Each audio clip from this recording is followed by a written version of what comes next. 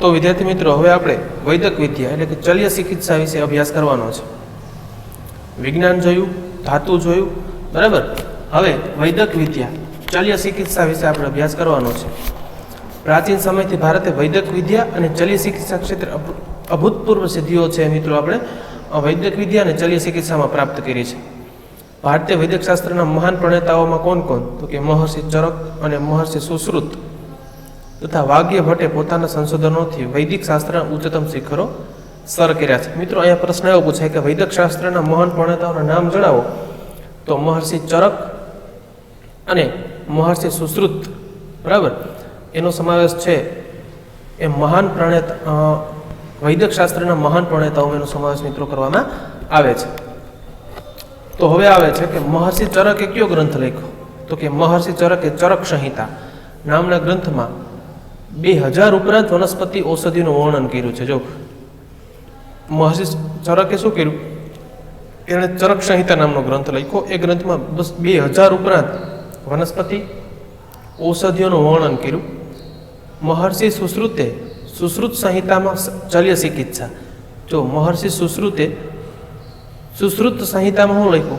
शल्य चिकित्सा એટલે કે વાડકા વિદ્યા શસ્ત્રક્રિયા કઈ રીતે કરવી છે અત્યારના સમયમાં કરવામાં આવે છે એ જ વસ્તુ ત્યારના પ્રાચીન સમયમાં પણ છે વાડકા ક્રિયાઓ છે કરવામાં આવતી હતી ના એવા ધારદાર સાધનોનો ઉલ્લેખ કર્યો છે। એવા ધારદાર સાધનોનો એનો ઉલ્લેખ કર્યો કે જે માથાના વાળને ઊભા ચીરીને બે ભાગ કરી શકતા હતા, બરાબર છે। વાગ્યભટ્ટને વાગ્યભટ્ટ સંહિતા પણ મહત્વનો ગ્રંથ છે। તો વાગ્ભટ્ટ છે એણે કયા ગ્રંથ રચના કરી? તો વાગ્ભટ્ટ સંહિતા, बराबर है। चरक संहिता, सुश्रुत संहिता और वाग्भट्ट संहिता प्रत्येक वैद्य माटे आ 3 ग्रंथों अभ्यास उपयोगी है। 3 ग्रंथों वाग्भट्ट, चरक संहिता और सुश्रुत संहिता ए वैद्य माटे एटले के जे पण डॉक्टर बने ने एने मित्रों आ 3 छे ए ग्रंथों अभ्यास ए मित्रों अत्यारे पण करवो पड़े छे। प्राचीन भारतना हिंदुओना औषध शास्त्र में खनिज, जो प्राचीन भारतना हिंदुओना औषध शास्त्र में खनिज, वनस्पति अने प्राणीओनी औषधिओनो विशाळ संग्रह समायेलो छे। जो मित्रों अहींया छे ए महर्षि चरक छे, ए नवा नवा संशोधनों करे छे अने बेठा छे, बराबर। आजूबाजूमां वनस्पतिओ पड़ेली छे, आ एनुं पुस्तक छे, बराबर। एटले खास याद राखजो, आ तमारी डिस्प्ले पर जे फ्लेश थई रह्युं छे ए, बराबर। पछी महर्षि सुश्रुत जो सर्जरी करी रह्या छे ने, बराबर है, जे तमारी डिस्प्ले पर फ्लेश थई रह्युं छे। ओके, तो हवे आपणे आगळ जईए। प्राचीन भारतना हिंदुओना औषध शास्त्र में कई कई वस्तु हती? तो कि खनिज, वनस्पति अने प्राणीओनी औषधिओनो विशाळ संग्रह समायेलो छे। प्राणीओ माटेनी पण औषधिओनो विशाळ संग्रह छे ए प्राचीन भारतना हिंदुओना औषध शास्त्र में समावेश करवामां आव्यो छे। दवा बनाववानी झीणवटभरी विधिओनी साथे दवाओनुं, जो दवा बनाववानी झीणवटभरी विधिओनी साथे दवानुं वर्गीकरण तथा दवाना उपयोग माटेना सूचनो आपवामां आव्या। प्रिस्क्रिप्शन कहेवामां आवे ने, आपणे डॉक्टर पासे जाए तो ए दवानो कई रीते उपयोग करवो ने ए लखी देशे, बराबर। तो दवाना उपयोग माटेना सूचनो पण ते समयमां लखवामां आवता। वाढकाप करवा माटे प्याला आकारनो पाटो बांधी लोहीनुं परिभ्रमण अटकावता। जो वाढकाप ऑपरेशन करवुं होय तो प्याला आकारनो एटले के कप आकारनो ऊंचो पाटो बांधी दीए कि जेथी करी अने लोहीनुं परिभ्रमण अटकी जाए, जेथी करीने खास वधारे प्रमाणमां छे ए लोही छे ए शरीरमांथी न वही जाए एटला माटे। पेढું, મૂત્રાશય, સારણગાંઠ, મોતિયો, પથરી, હરસ, ભાંગેલા હાડકાને બેસાડવા। ભાંગેલા હાડકા હોય, હાડકા ભાંગી ગયા હોય તો એને બેસાડવા, શરીરમાં ઘૂસી ગયેલા પદાર્થોને બહાર કાઢવાની, आ तमाम बाबतों में ए भारतीयों की निपुणता थी। એટલે કે તે સમયના प्राचीन भारतना जे वैद्यो हता, जे ऋषिमुनिओ हता, तमाम क्षेत्रों में होता ए निपुण हता। तूटेला कान के नाक ने लोग जो प्लास्टिक सर्जरी अत्यारे हीरो अने हीरोइनो प्लास्टिक सर्जरी करावे छे, तो ए समय में पण छे ए समय में पण प्लास्टिक सर्जरी थती हती। मृत शरीरना वाटकाप के मीणना पूतळा द्वारा प्रत्यक्ष ज्ञान पण विद्यार्थीओने आपता। जो मृत शरीर कोई व्यक्तिનું અવસાન થયું હોય તો એ શરીરના વાટકાપ કઈ રીતે કરવા અથવા તો મીણનું પૂતળું બનાવી અને એના વિશે પ્રત્યક્ષ વિદ્યાર્થીઓને જ્ઞાન આપતા, જે અત્યારે પણ એ જ રીતે અપાય છે। ડૉક્ટર બનવું હોય તો એના માટેના જે મૃત શરીર હોય એના વાટકાપ કરી અને એ રીતે વિદ્યાર્થીઓને પ્રત્યક્ષ જ્ઞાન મિત્રો આપવામાં આવે છે। પ્રસૂતિ વખતના જોખમી ઓપરેશનો પણ કરતા હતા। તેઓ સ્ત્રી તથા બાળ રોગોના નિષ્ણાત પણ હતા, જે આજના સમયમાં પણ છે. બરાબર. રોગોના કારણે અને ચિહ્નોનું વર્ગીકરણ કરી કયા રોગો છે એનું કારણ, પછી ચિહ્નોનું વર્ગીકરણ કરે કે કેવા કેવા ચિહ્નોથી કેવા કેવા રોગો થઈ શકે, તેનું નિદાન અને એનું નિદાન કરતા. નિદાન કરી રોગ મટ્યા પછી પાડવાની પરેજી પણ એ લોકો આપતા હતા. હવે માની લો કે કોઈ રોગ થયો તો એ રોગ કઈ રીતે મટાડવો, બરાબર છે. તો અને એ રોગ મટી ગયા પછી પાડવાની પરેજી એટલે કઈ કઈ પરેજીઓ પાડવાની હતી. પરેજીઓ એટલે માની લો કે આપણે ડૉક્ટર પાસે ગયા હોય તો ડૉક્ટર આપણે દવા લખી દે, એ પ્રમાણે આપણે દવા લેવાની, પછી એમ કહે કે ભાઈ તમારે ખાટું નહીં ખાવાનું, તીખું નહીં ખાવાનું, તેલવાળું નહીં ખાવાનું. તો આજે ને એને પરેજી કહેવાય. તો એ પરેજી પણ છે એ લોકો ત્યારના સમયમાં પણ આપતા હતા. પ્રાચીન ભારતમાં પ્રાણી રોગોના શાસ્ત્રોનો પણ વિકાસ થયો. જો પ્રાચીન ભારતમાં પ્રાણી રોગો જે પશુઓ હતા એ રોગોના શાસ્ત્રોનો પણ વિકાસ થયો હતો. અશ્વ, ઘોડો, હસ્તી, હાથીના રોગો પર પણ એના આવા જે પશુઓ છે એના રોગો પર પણ આખે આખા ગ્રંથોની રચના થઈ, ગ્રંથો લખાયા. એમાં હસ્તી આયુર્વેદ, જો એમાં કઈ કઈ વસ્તુઓ છે? હસ્તી આયુર્વેદ, હસ્તી એટલે હાથી, તથા શાલિહોત્રનું અશ્વશાસ્ત્ર ખૂબ જ પ્રખ્યાત છે. મિત્રો પ્રશ્ન એવો પૂછે, અશ્વશાસ્ત્ર કોણે લખ્યું? તો શાલિહોત્ર નામની વ્યક્તિ છે, એણે અશ્વશાસ્ત્રની રચના કરી. વૈદક શાસ્ત્રના વિદ્વાન વાઘભટ્ટ, જો વૈદક શાસ્ત્રના વિદ્વાન કોણ હતા? વાઘભટ્ટ. નિદાન ક્ષેત્રે અષ્ટાંગ હદ્ય જેવા ગ્રંથો લખી મહત્વનો ફાળો આપ્યો છે. પ્રશ્ન એવો પૂછે, નિદાન ક્ષેત્રે વાઘભટ્ટે કયો ગ્રંથ લખ્યો? તો અષ્ટાંગ હૃદય જેવા ગ્રંથો એનામાં એ લખી અને એનો ફાળો, પોતાનો ફાળો એમાં આપેલો છે. પછી મિત્રો ખૂબ જ ઉપયોગી, જેના આધારે આજે આખું વિશ્વ ચાલે છે, બરાબર. પણ આપણે થોડોક અઘરો લાગતો, બધા વ્યક્તિને ગણિતમાં રુચિ ન હોય, બરાબર. પણ જો આવડી જાય ને તો મિત્રો ગણિત જેવો એક વિષય સરળ નથી, બરાબર. તો મિત્રો હવે અહીંયા આપણે છે એ ગણિત શાસ્ત્ર વિશે એ મિત્રો અભ્યાસ કરવાનો છે.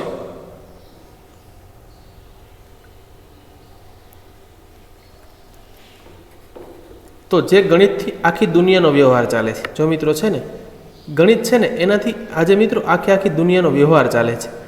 તે ગણિત શાસ્ત્ર ક્ષેત્રે અગત્યની શોધો ભારતમાં થયેલી ગણવામાં આવે છે. તે ગણિતની તમામ શોધો છે મિત્રો ક્યાં થયેલી છે? ભારતમાં. ભારતે દુનિયાને શૂન્યની શોધ, ભારતે દુનિયાને કઈ કઈ વસ્તુ આપી? તો કે શૂન્યની શોધ, બરાબર મિત્રો. પછી દશાંશ પદ્ધતિ, એકમ, દશક, 100,000, 10,000, લાખ, 10 લાખ, કરોડ, 10 કરોડ, અબજ, 10 અબજ, ખરવા, નિખરવા સુધી જે આપણે ગણતરી કરીએ છીએ એ દશાંશ પદ્ધતિ. બીજગણિત, બરાબર છે, જે તમે 10મામાં ભણો છો. બોધાયનનો પ્રમેય, પછી રેખાગણિત અને વૈદિક ગણિત જેવી શોધો છે એ ભારતે વિશ્વને આપી છે. પછી શૂન્યની શોધ આર્યભટ્ટે કરી. જો આર્યભટ્ટ છે, તમારી ડિસ્પ્લે ઉપર ફ્લેશ થઈ રહ્યો છે વિડીયો, બરાબર છે ને? જો સામે શૂન્ય છે, આર્યભટ્ટે એની શોધ કરી છે. ખગોળશાસ્ત્રમાં પણ આર્યભટ્ટનું ઘણું બધું પ્રદાન છે. જો અલગ અલગ ગ્રહો આપ્યા છે, સૂર્ય છે, પૃથ્વી છે, બરાબર એ રીતે છે. શૂન્યની શોધ આર્યભટ્ટે કરી. આંકડાની પાછળ શૂન્ય લગાવવાની લખવાની પ્રક્રિયાના શોધક ગુત્સમદ નામના ઋષિ હતા. પ્રશ્ન એવો પૂછાય મિત્રો કે આંકડાની પાછળ શૂન્ય લગાવીને લખવાની પ્રક્રિયાના શોધક કોણ હતા? તો કે ગુત્સમદ નામના ઋષિ હતા. એકડાની પહેલાં ગમે એટલા શૂન્ય લખો, કોઈ કિંમત નથી, પરંતુ જો એકડાની પાછળ શૂન્ય લાગી જાય તો એની કિંમતો છે એ લાખો, કરોડો, અબજોમાં થઈ જાય છે, બરાબર. તો શૂન્યની કિંમત ક્યારે છે? એકડાની પાછળ. તો પ્રશ્ન એવો પૂછાય કે એકની પાછળ, આંકડાની પાછળ શૂન્ય લગાવીને લખવાની પ્રક્રિયાના શોધક કોણ હતા? તો કે ગુત્સમદ નામના ઋષિ હતા. પ્રાચીન ભારતના ગણિતજ્ઞોએ એકની પાછળ 53 શૂન્ય મૂકવાથી બનતી સંખ્યાનું નામ નિર્ધારિત કર્યા હતા. જો પ્રાચીન ભારતના જે ગણિતશાસ્ત્રીઓ હતા એણે એકડો હોય ને, એકડો, એની પાછળ કેટલા શૂન્ય મિત્રો કીધા છે? 53 શૂન્ય. કેટલા? 53 શૂન્ય મૂકવાની બનતી સંખ્યાઓના નામ નિર્ધારિત કર્યા છે. એ તમે એકની પાછળ 53 શૂન્ય મૂકીને એકમ, દશક, 100,000, 10,000, લાખ, 10 લાખ એ રીતની ગણતરી કરી શકો. મોહેંજો-દડો અને હડપ્પાના અવશેષોમાં તોલમાપના સાધનોમાં દશાંશ પદ્ધતિ જોવા મળી છે. જો મોહેંજો-દડો અને હડપ્પાના અવશેષો જે મળ્યા એમાં તોલમાપના સાધનોમાં, કેમ કે વસ્તુ તોલવામાં જોખવામાં આવતી હોય તો એ તોલમાપના જે સાધનો છે એમાં દશાંશ પદ્ધતિ જોવા મળે છે. ભાસ્કરાચાર્ય ઈસવીસન 1150 લીલાવતી ગણિત અને બીજગણિત નામના ગ્રંથો લખ્યા. જો ભાસ્કરાચાર્ય છે એણે ઈસવીસન 1150 લીલાવતી ગણિત અને બીજગણિત નામના ગ્રંથો લખ્યા. મિત્રો પ્રશ્ન એવો પૂછાય, લીલાવતી ગણિત અને બીજગણિત નામના ગ્રંથો કોણે લખ્યા? તો ભાસ્કરાચાર્યએ. ક્યારે લખ્યા? 1150. આપણે અત્યારે દેવી ભાસ્કર છાપવું આવે ખબર ને, એના ઉપરથી યાદ રાખી શકાય. ભાસ્કરાચાર્ય તેમણે સરવાળા બાદબાકીનું પણ સંશોધન કર્યું. ભાસ્કરાચાર્ય છે સરવાળા અને બાદબાકીનું પણ સંશોધન કર્યું. બ્રહ્મગુપ્ત છે ને સમીકરણના પ્રકારો દર્શાવ્યા. મિત્રો પ્રશ્ન એવો પૂછાય કે સમીકરણના પ્રકારો કોણે બતાવ્યા? તો એમાં આવશે બ્રહ્મગુપ્ત છે અને સમીકરણના પ્રકારો દર્શાવ્યા. બોધાયન પ્રમેય એટલે કે ત્રિકોણમિતિ આપસ્તંભે સૂત્રોમાં ઈસવીસન 1800 પૂર્વે વિવિધ વૈદિક યજ્ઞો માટે જરૂરી વિધિઓ વેદીઓના પ્રમાણ નિશ્ચિત કર્યા. એમાં પણ સિદ્ધાંતોનું વિશ્લેષણ કરવામાં આવ્યું છે. ઈસવીસન 800 પૂર્વે વૈદિક યજ્ઞોમાં જરૂરી વિધિઓનું પ્રમાણ, બરાબર, જે આપણે કોઈ હોમ હવન કરીએ ને તો એમાં જે વિધિ થતી હોય એમાં જે શ્લોકો આપણે બોલીએ એનું પ્રમાણ નિશ્ચિત કર્યું. બરાબર, કે કેટલા શ્લોકો બોલવા જોઈએ. બરાબર, એ કોણે નક્કી કર્યું? આપસ્તંભે. કોણે કર્યું છે? આપસ્તંભ નામની વ્યક્તિ છે. અને કેમાં કર્યું? તો કે સૂત્રોમાં. બરાબર છે. ક્યારે? ઈસવીસન 800 પૂર્વે.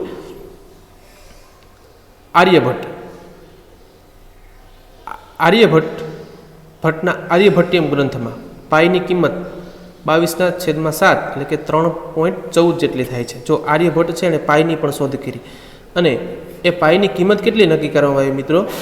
તો એ પાઈની કિંમત નક્કી કરવામાં આવી 22/7 એટલે કે 3.14.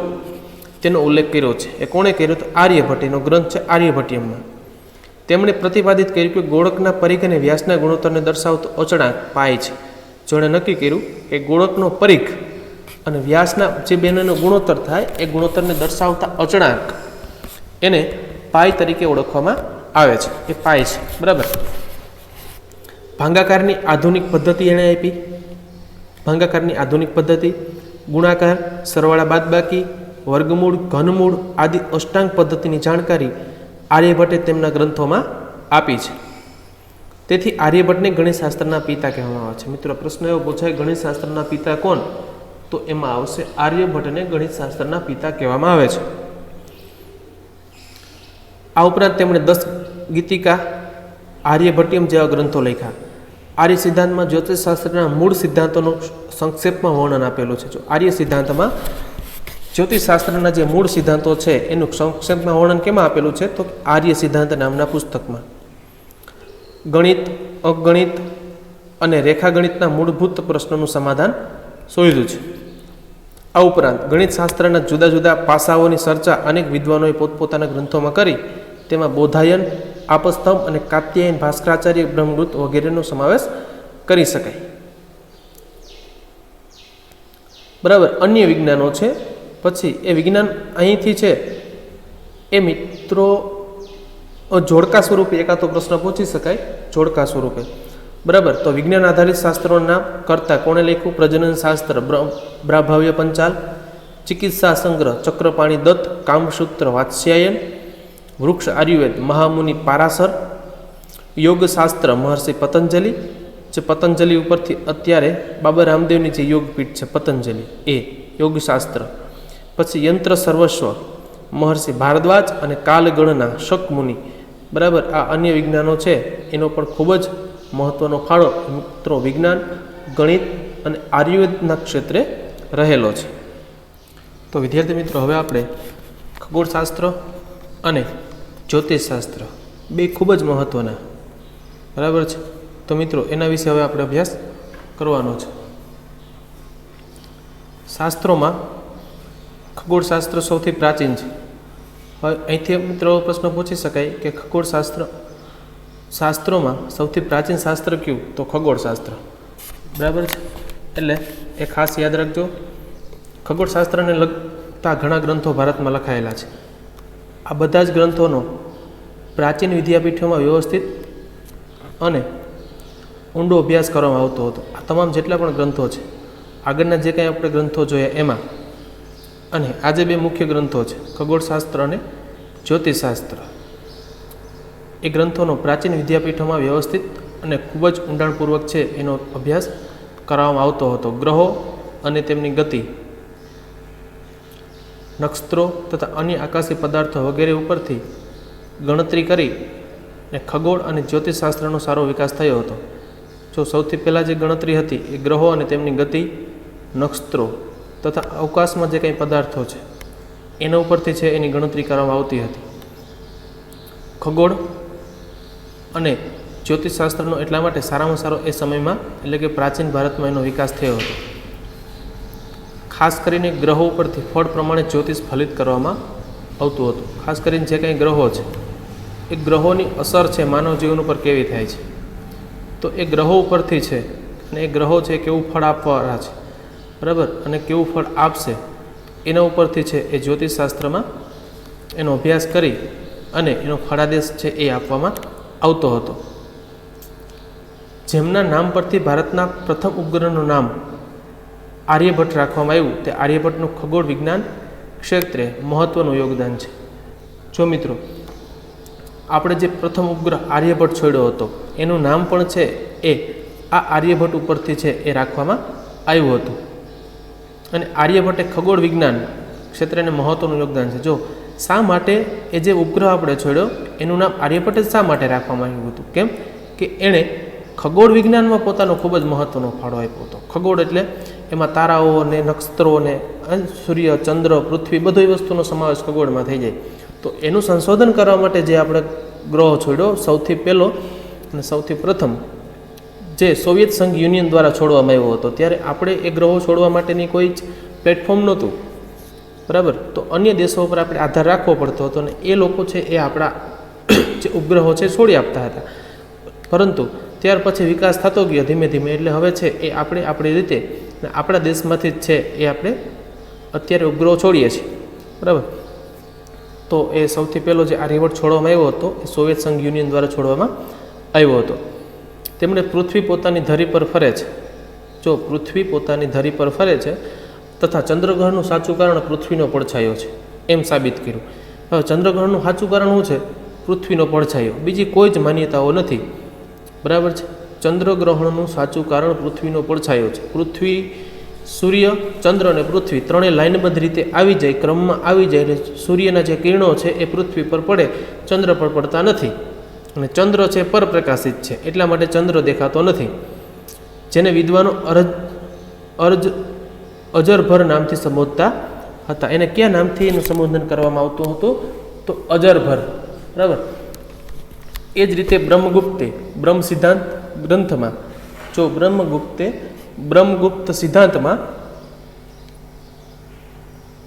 ગ્રંથમાં ગુરુત્વાકર્ષણના નિયમોનો પણ ઉલ્લેખ કર્યો છે. જો બ્રહ્મગુપ્ત નામની જે વ્યક્તિ છે એણે બ્રહ્મ સિદ્ધાંત, કયો ગ્રંથ છે?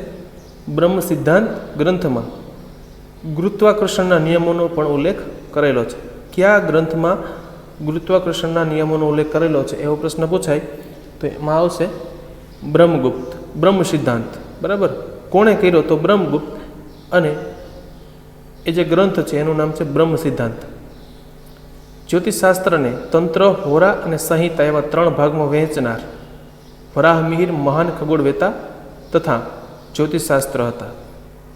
જો જ્યોતિષશાસ્ત્ર છે એને 3 વિભાગમાં વહેંચ્યું, તંત્ર, પછી હોરા અને સંહિતા, એવા 3 ભાગમાં જેણે વહેંચ્યું એવા વરાહમિહિર મહાન ખગોળવેતા તથા જ્યોતિષશાસ્ત્રી હતા. જ્યોતિષશાસ્ત્રમાં અને ખગોળશાસ્ત્રમાં 2 વિદ્યામાં છે એણે સારામાં સારું પોતાનું પ્રદાન આપેલું છે. તેમણે બૃહદ સંહિતા નામના ગ્રંથની રચના કરી. જો કયા ગ્રંથની રચના કરી એણે? તો એમાં આવશે બૃહદ સંહિતા નામના ગ્રંથની છે એમણે રચના કરેલી છે, જેમાં આકાશી ગ્રહોની માનવીના ભવિષ્ય પર થતી અસરો, તેમાં એને કેના વિશેનો અભ્યાસ કરેલો છે?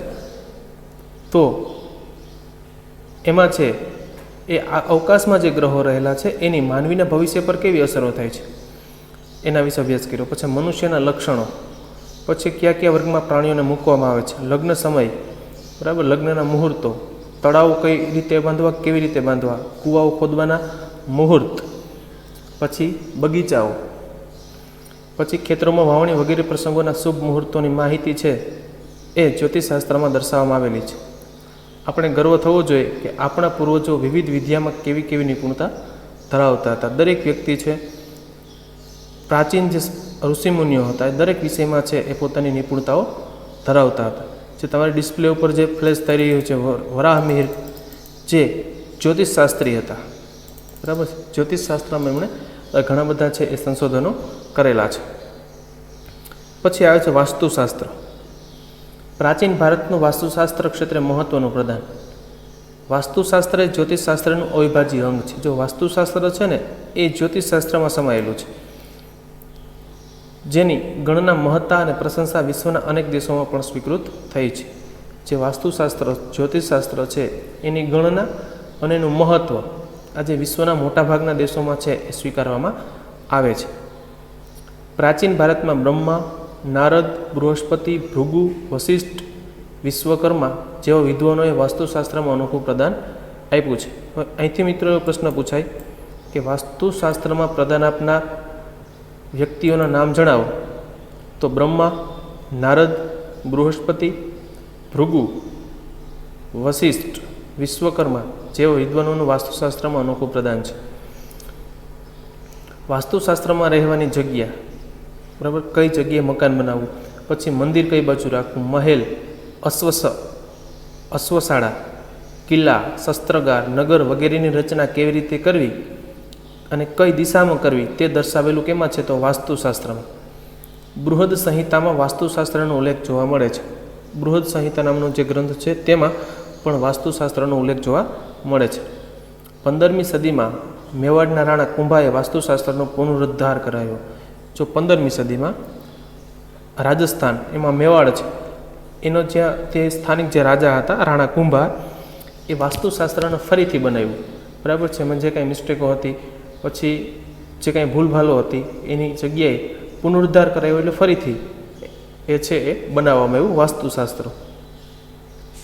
વાસ્તુશાસ્ત્રને 8 ભાગમાં વહેંચનાર દેવોના પ્રથમ સ્થપતિ વિશ્વકર્માને માનવામાં આવે છે. પ્રશ્ન એવો પૂછાય કે વાસ્તુશાસ્ત્રને 8 ભાગમાં કોણે વિભાજિત કર્યું? તો એમાં આવશે દેવોના પ્રથમ સ્થપતિ વિશ્વકર્મા. જો તમારા ડિસ્પ્લે ઉપર જે ફોટો ફ્લેશ થઈ રહ્યો છે એ વિશ્વકર્મા છે, બરાબર. એણે વાસ્તુશાસ્ત્રને કેટલા ભાગમાં વહેંચ્યું? 8 ભાગમાં. વાસ્તુશાસ્ત્રમાં જગ્યાની પસંદગી, વિવિધ આકારો, રચના, કદ, વસ્તુઓની ગોઠવણી, દેવ મંદિર, બ્રહ્મસ્થાન, ભોજન કક્ષ, શયનખંડ આદિ વિવિધ સ્થાનોની માહિતી આપવામાં આવી છે. આ બધા જે સ્થાનો છે એ કઈ દિશામાં રાખવાને, જે મકાન બનાવેલું છે તેમાં કઈ જગ્યાએ રાખવા અને કઈ બાજુએ રાખવા, એની માહિતી છે એ વાસ્તુશાસ્ત્રમાંથી આપણને મળે છે. વાસ્તુશાસ્ત્રના દૃષ્ટિબિંદુમાં હવે પરિવર્તન આવ્યું છે. હવે સમયાંતરે વાસ્તુશાસ્ત્રનું જે દૃષ્ટિબિંદુ છે એમાં પરિવર્તન આવ્યું, જ્યારે તેને હવે વિદેશોમાં પણ સ્વીકૃતિ મળી છે. ભારતમાં તો મળી જ છે, પરંતુ વાસ્તુશાસ્ત્રના વિશ્વ લેવલે પણ છે એ સ્વીકૃતિ આપવામાં આવી છે. પ્રાચીન ભારતના વિજ્ઞાનનું જ્ઞાન વિશ્વમાં સ્વીકાર્ય થયું છે. જો પ્રાચીન ભારતનું જે વિજ્ઞાન ક્ષેત્રનું જે મિત્રો જ્ઞાન હતું એ હવે આખા વિશ્વમાં છે એ જ્ઞાનનો સ્વીકાર થયો છે. આપણા ભારતની સંસ્કૃતિ વિશાળ અને વૈવિધ્યસભર છે. તેમાં ધર્મ અને વિજ્ઞાન, તો કઈ કઈ વસ્તુઓ છે એ સંસ્કૃતિમાં આવેલી છે? ધર્મ અને વિજ્ઞાન, આપણા જે પરંપરાગત આદર્શો છે એ આદર્શો, વ્યવહારિક જ્ઞાન, જે રોજબરોજ આપણે જ્ઞાનનો ઉપયોગ કરીએ છીએ, અને આપણામાં જે સમજણ છે એનો સુભગ સમન્વય થયો છે, જે વિશ્વના બહુ ઓછા દેશોમાં છે. આ તમામ વસ્તુઓ વિશ્વના તમામ દેશોમાં નથી, બરાબર. ભારત સિવાય બીજા ઘણા બધા દેશો પણ આ બધી જ વસ્તુઓ છે અન્ય દેશોમાં ખૂબ જ ઓછી જોવા મળે છે. આપણી સંસ્કૃતિમાં સહિષ્ણુતા અને સમાનતા જોવા મળે છે. અહીં દરેક વ્યક્તિમાંના ધર્મ, જીવન પદ્ધતિ તથા મૂલ્યોમાં ઘણું ખૂબ જ વૈવિધ્ય હોવા છતાં આપણા દેશમાં એકતાના દર્શન થાય છે. વિવિધતામાં એકતા એ ભારતીય સંસ્કૃતિનું મૂળભૂત લક્ષણ છે, તે આપણે ભૂલાવવું ન જોઈએ. હવે મિત્રો અહીંથી છેલ્લી લીટીમાંથી એક પ્રશ્ન પૂછાઈ શકે કે ભારતીય સંસ્કૃતિનું લક્ષણ કયું, મૂળભૂત લક્ષણ કયું?